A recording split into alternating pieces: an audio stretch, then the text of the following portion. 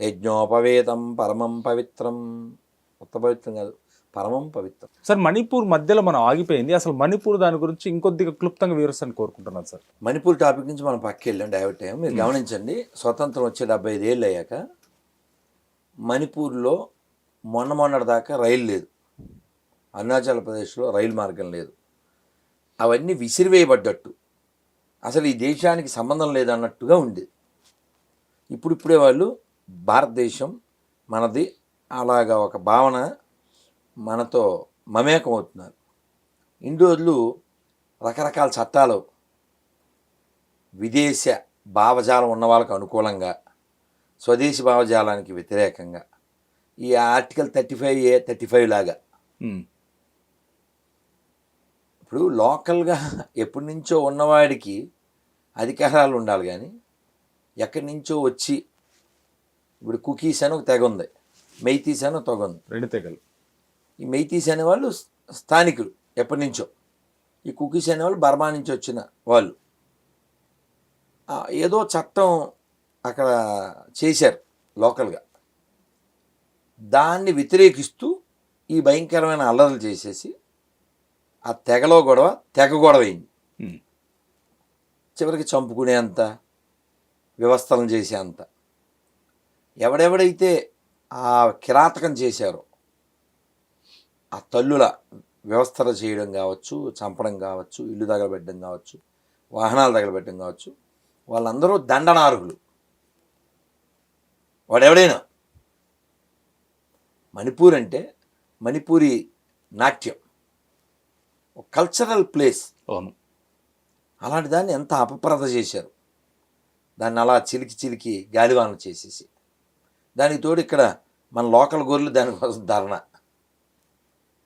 నేను ఎప్పుడో 20 ఏళ్ల క్రితం ఓ మణిపూర్ నుంచి ఒక సన్యాసి వస్తే నేను అడిగాను, Maharaj how many Vaishnavas are there in Manipur అన్న.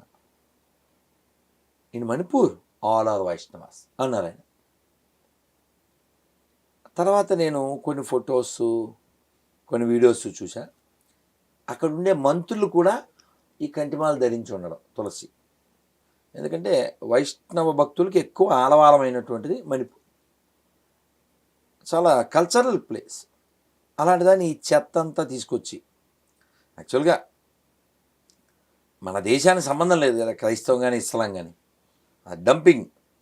సో దానివలన వచ్చినటువంటి ప్రాబ్లము, ఆ ప్రాబ్లం రెండు కలిపేశారు. ఈ కుకీస్ అనేవాళ్ళు మతం మారినటువంటి గిరిజన తెగ, మైతీస్ అనేవాళ్ళు మతం మారిన గిరిజన తెగ. దానివల్ల ఇదంతా పెరిగి మొగుడిని కొట్టి, ఒక ఆవిడ నన్ను మొగుడు కొడుతున్నాడు అని అరిచినట్టుగా వీళ్ళే తగలబెట్టి, వీళ్ళే నాశనం చేసి, వీళ్ళే అరుపులు మెరుపులు. అక్కడ ఇన్ని జరగడానికి కారణం ఏంటంటే, అసలు ఆ కాలంలో అంటే దేశం స్వతంత్రం వచ్చిన తర్వాత చాలా కాలం చాలా ప్రభుత్వాలు వాళ్ళ మీద అసలు దృష్టి పెట్టకపోవడం.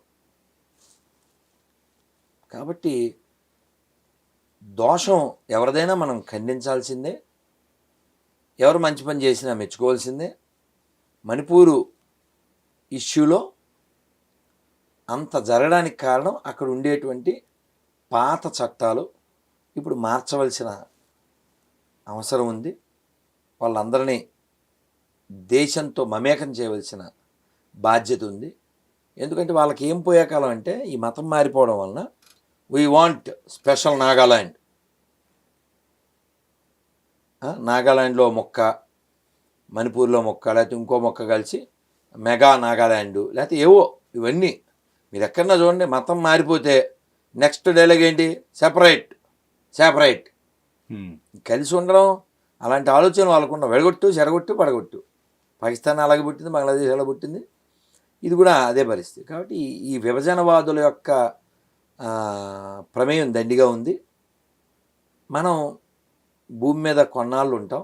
మీ మొదటి ప్రశ్న దాన, మీ ఉద్దేశం ఏంటని మొదటి ప్రశ్న. ఇది మనుషులు మాత్రమే కాదు, ఈ భూమి జంతువులది కూడా అందరికీ హక్కు ఉందన్నాను కదా. అలాగే ప్రపంచం అంతా సర్వే జన సుఖినో భవంతు అని కోరుకునే మన ధర్మంలో దాన్ని వ్యతిరేకిస్తూ మా మతం ఒకటే గొప్పదనేటువంటి వాళ్ళు ఈ దేశంలో బయట నుంచి వచ్చి ఆ చెత్తని మన వాళ్ళకి ఎక్కించడం వలన ఇన్ని గొడవలు అవుతున్నాయి. 40 ఏళ్ల క్రితం గ్రామాలు ఇలా లేవు కదండి, లేవు. ప్రశాంతంగా ఉన్నాయి. ఆ రోజు వేరు గ్రామం. జస్ట్ 30 ఏళ్ల క్రితం కూడా చెరువుకి వెళ్ళి నీళ్ళు తెచ్చుకునేవాళ్ళం, ఆ నీళ్ళు తాగేవాళ్ళం. నదికి వెళ్ళి నీళ్ళు తెచ్చుకునేవాళ్ళం, ఆ నీళ్ళు తాగేవాళ్ళం. ఊళ్ళో అందరూ వరుసలతో పిలుచుకునేవాళ్ళు. ఇప్పుడు ఉన్నట్లేదే. ఇప్పుడు మీరు చూడండి, పూర్వం సినిమా హాల్ పైన ఫస్ట్ షో బిగిన్ అయిందని ఎలా తెలిసేది? నమో వెంకటేశ, నా నమో తిరుమలేశ, రే ఫస్ట్ షో మొదలైపోయిందిరా, సెకండ్ షో మొదలైపోయింది అని తెలిసేది. అంటే సినిమా హాల్ మీద కూడా వెంకటేశ్వర స్వామి పాట వినపడే స్థితి నుంచి ఇప్పుడు వెంకటేశ్వర స్వామి గుడి మీద వెంకటేశ్వర స్వామి పాట వినపడదు. ఆంధ్ర తెలంగాణలో చాలా చోట్ల 5 సార్లు ఆజాన్ వినపడుతుంది తప్ప ఇంకా ఒక విష్ణు సహస్రనామం కానీ, ఓ గోవిందనామాలు కానీ, ఓ సుప్రభాతం కానీ, ఓ భగవద్గీత కానీ, గంగా తరంగ కమనీయ జటాకలాపం గౌరీ నిరంతర విభూషిత వామభాగం, ఇవన్నీ చిన్నప్పుడు వినేవాళ్ళం. అవును. ఏం వినపట్లే. అంటే రాను రాను ఏదో అయినట్టు. కాబట్టి మీ మొదటి ప్రశ్నలో సమాధానం ఏమిటంటే, హిందుత్వం పరిడివిల్లుతుంది, హిందువుల బాధ్యత కొంత తెలుసుకుంటున్నారు, కానీ ఇంకా చాలా తెలుసుకోవాలి. ఇప్పటికీ చాలా పార్టీ కుక్కలున్నాయి, చాలా కులం కుక్కలున్నాయి. ఈ పార్టీ కుక్కలు కులం కుక్కలు ఎవరైతే ఉన్నారో వాళ్ళు తెలుసుకోవాలి. ఒక్కసారి ఇక్కడ నువ్వు మైనార్టీ అయిపోతే నీ కులం ఉండదు, నీ పార్టీ ఉండదు. క్లియర్గా అర్థం చేసుకోండి, చూసి నేర్చుకోండి. ముస్లిం ఏ పార్టీలో ఉన్నా అతని పార్టీకి ప్రయారిటీ ఇవ్వడు. ఒకసారి నేర్చుకోండి, అతను మతానికే ప్రయారిటీ ఇస్తాడు, గమనించండి. కానీ నువ్వేంటో గుళ్ళు కూలిపోయినా, రథాలు కాలిపోయినా పార్టీ పెంట తింటూనే ఉంటావు. హిందువులోనే దొంగలు ఉన్నారు కాబట్టి హిందువు వేరే మతానికి అవకాశం ఇస్తున్నాడు బాబు. హిందీలో చెప్పాను నేను ఇదే మాట. హిందుస్థాన్కి శత్రు కిరస్థానినై, పాకిస్తానినై, సిర్ఫ్ హిందుస్థాన్.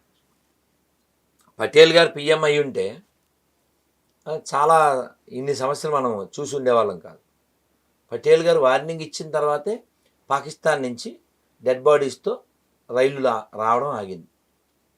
ఎక్కడి నుంచి కూడా పాలసీలు వస్తుందని చెప్తే ఆగింది. ఇప్పుడు అంతెందుకు ఈ హైదరాబాదు నిజాం స్టేటు ఎవరు సాల్వ్ చేశారు? సెప్టెంబర్ 17. అవునా? సర్దార్ వల్లభాయ్ పటేల్. ఈ నెల కదా, సెప్టెంబర్ 17 తెలంగాణ విమోచన దినోత్సవం. ఒకప్పుడు అది చెయ్యాలని అరిచి గీపెట్టిన వ్యక్తి ఇప్పుడు దాన్ని చేయడుగా.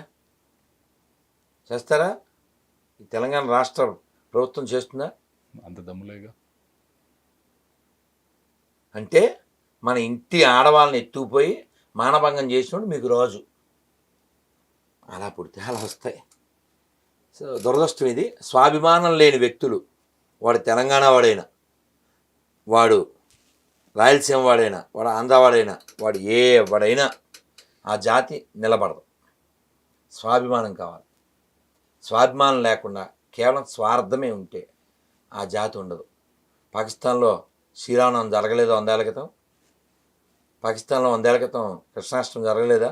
జరిగింది. పాకిస్తాన్లో 100 ఏళ్ల క్రితం శివరాత్రి జరగలేదా?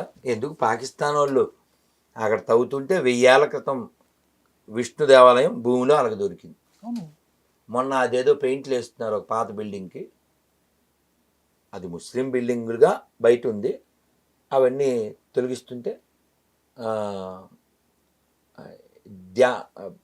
ధ్యాన్ సింగ్ ఏదో పేరు బోర్డు ఉంది అక్కడ. 1929 పెద్ద బిల్డింగ్.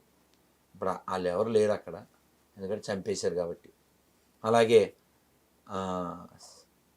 ఒక గట్టి గాలివాన వచ్చి ఒక రైల్వే స్టేషన్లో ప్లేట్ ఊడిపోయింది. ఆ బోర్డు ఉంటుంది కదా, స్టేషన్ నేమ్, అది ఊడిపోయింది. లోపల సిమెంటుదో రాతిదో పలక ఏముంది? సీతా రోడ్. స్టేషన్ పేరు సీతా రోడ్. కాబట్టి అన్ని మతాలు సమానం అంటే పచ్చి అబద్ధం. అన్ని మతాలు సమానం పాకిస్తాన్లో ఎందుకు కాదు? పాత బస్తీలో ఎందుకు కాదు? పాత బస్తీలో భజనకి నాతో పాటు ఎవరైనా వస్తారా? నువ్వు అందరినీ భయ్యా అంటున్నావుగా, అన్ని మతాలు ఒకటే అంటున్నావుగా. అన్ని మతాలు ఒకటే అయితే మరి భజనకి వచ్చారు భయ్యాలందరూ. మన మీద ప్రేమతో మనం భయ్యాలం కాబట్టి ముస్లిమ్స్ అందరూ అవమానం మానేయాలి. అంటే మన భయ్యాలైతే, నువ్వు చెప్పిన భయ్యాలైతే మన మీద ప్రేమ ఉంటే ముస్లిమ్స్ మసీద్ మీద ఖాళీ టైము హనుమాన్ చాలీసా పెట్టాలి, మైక్ ఖాళీ కాబట్టి. అంటే భయ్యా అన్నావు కాబట్టి జరుగుద్దా? జరగదు. ఇక మరి అండం మాని, అబద్ధం ఆడడం మాని. వాళ్ళు క్లియర్గా ఉన్నారుగా. నిన్న పాకిస్తాన్లో ఎవరో ఇంటర్వ్యూ వీడియో చూశాను. అవును, వాడిని చంపాలంటే వాడు క్వాలిఫైడ్ అయి ఉండాలి. ఏం క్వాలిఫికేషన్? వాడు హిందూ ఇంటే చాలు చంపేద్దాం, అంతే. వాడు హిందూ అయితే చంపేస్తాం. కాబట్టి ఈ తత్వం కాదు. ఈ భూమి మీద మనం గెస్ట్గా వచ్చాం. నువ్వు హిందువా, నువ్వు ముస్లిమా, నువ్వు క్రిస్టియనా, నువ్వు సిక్కా, ఇది కాదుగా. ఎవడైనా ఇక్కడి నుంచి వెళ్ళిపోవలసినాడు. కాబట్టి మతం పేరు మీద, దేవుడి పేరు మీద మారణహోమం చేస్తున్నారంటే వాళ్ళు మనుషులు కాదు. దేవుడు ఉన్నాడు అని చెప్పావు నువ్వు మనిషివే. దేవుడు లేడు అన్నాను నేను మనిషినే. నువ్వు చచ్చిపోతావు, నేను చచ్చిపోతా. నీకు ముసలుతాను, నాకు ముసలుతాను. నీకు రాగు, నాకు రాగు. కామనేగా ఆ పాయింట్స్.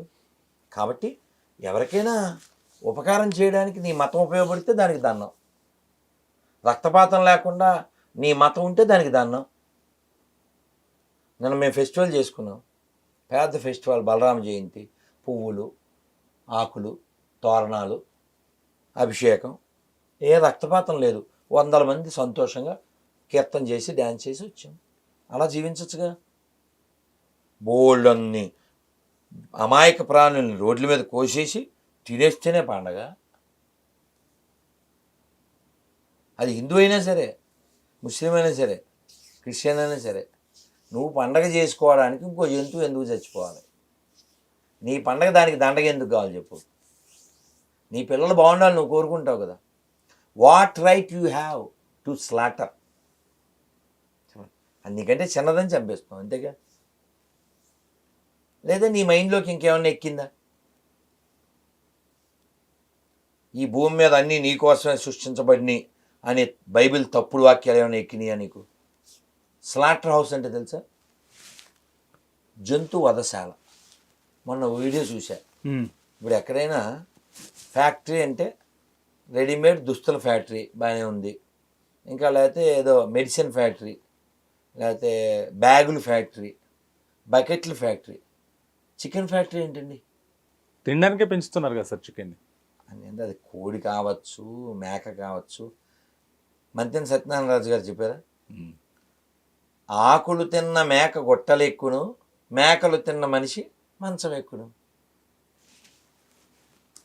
ఇప్పుడు నువ్వు ఎవరిని ప్రేమించద్దు, కనీసం నిన్నన్నా నువ్వు ప్రేమించుకోవాలి కదా. అంతేగా. నిన్నే నువ్వు ప్రేమించకపోతే నీ కుటుంబాన్ని, నీ దేశాన్ని, సమాజాన్ని నువ్వు ఎక్కడ ప్రేమిస్తావు? ఈ వీళ్ళనే ప్రేమించకపోతే నువ్వు దేవుడిని ఎక్కడ ప్రేమిస్తావు? కాబట్టి అల్టిమేట్ ఏంటంటే ఫస్ట్ లవ్ యువర్ సెల్ఫ్.